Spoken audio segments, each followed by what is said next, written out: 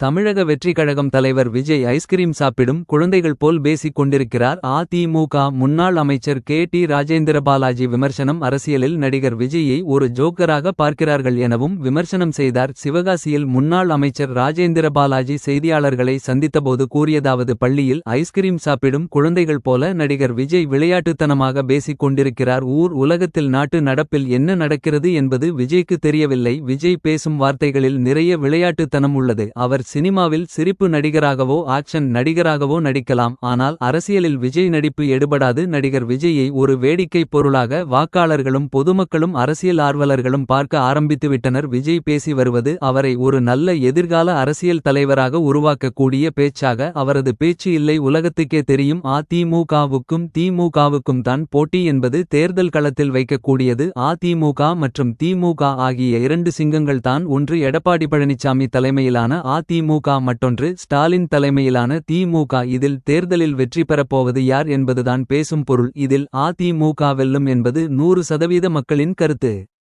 இதனிடையே நான் தான் என நடிகர் விஜய் கூறி வரும் விஜயை ஒரு சிரிப்பு நடிகராக தமிழக மக்கள் பார்க்கிறார்கள். அரசியலில் நடிகர் விஜயை ஒரு ஜோக்கராக பார்க்கிறார்கள். தமிழக வெற்றிக் கழகம் வேட்பாளர்களின் 234 பேர்களில் ஒரு சிலரை தவிர மற்ற அனைவரும் பின்னடைவை சந்திப்பார்கள். விஜய் 2 தொகுதிகளில் போட்டியிடுவது அவருக்கே தன்னம்பிக்கை இல்லாததையே காட்டுகிறது. நடிகர் விஜய் தனது பெயரையே சொல்லிக் கொண்டு வருவதை ஜாலியாக பார்த்து, ஜாலிமூடில் இருக்கும் அவரை காமெடியாக பார்த்து நாம் விட்டுவிட வேண்டும். களத்தில் எடப்பாடி பழனிசாமி தலைமையில் அதிமுக கூட்டணி கட்சிகளுடன் ஒருங்கிணைந்து பலமாக உள்ளது. மிகப்பெரிய சக்தியாக அரசியல்வானில் துருவ நட்சத்திரமாக எடப்பாடி பழனிசாமி ஜொலிக்கிறார். நிச்சயமாக வெற்றிக்கனியை தட்டி பறித்து எடப்பாடி பழனிசாமி தமிழ்நாட்டின் முதலமைச்சர் ஆவார் என்றார்.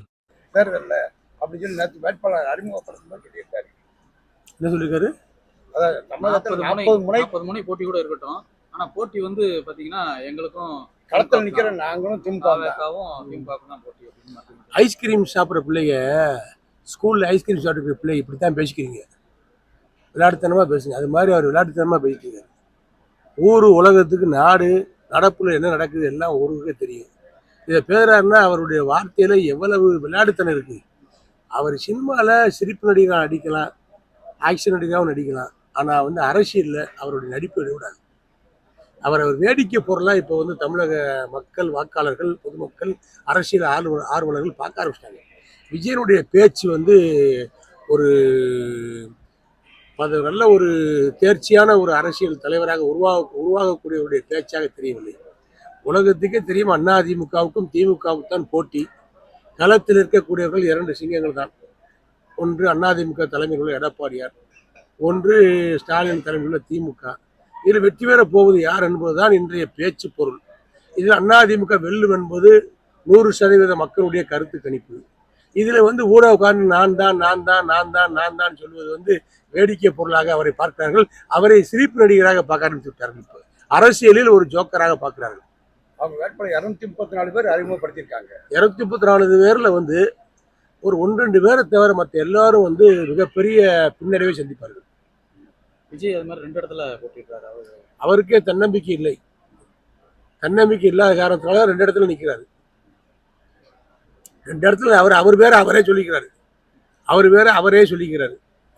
அவர் ஜாலியா, அவர் வந்து ஒரு ஜாலி முள்ள இருக்கார். அவருடைய பேச்சு, நடைமுறையை, அவருடைய நடவடிக்கையெல்லாம் வந்து நம்ம வந்து ஒரு காமெடியா பார்த்துட்டு அப்படி விட்டு போயிடணும். களத்தில் நிற்கிறது வந்து சிங்கநகர் தலைவர் எடப்பாடியார் தலைமையில் மிகப்பெரிய அணி திரண்டு இருக்கிறது. அதிமுக, பாரதிய ஜனதா, அம்மா மக்கள் முன்னேற்ற கழகம், தமிழ் மாநில காங்கிரஸ், தமிழக மக்கள் முன்னேற்ற கழகம், இப்படி பல பலமான அமைப்புகள் ஒன்றிணைந்து மிகப்பெரிய சக்தியாக இன்றைக்கு தமிழக அரசியல் வானில் துருவ நட்சத்திரமாக எடப்பாடியார் ஜொலிக்கிறார். நிச்சயமாக வெற்றி கனியை தட்டி பறிப்பார். எடப்பாடியார் முதலமைச்சராக வருவார்.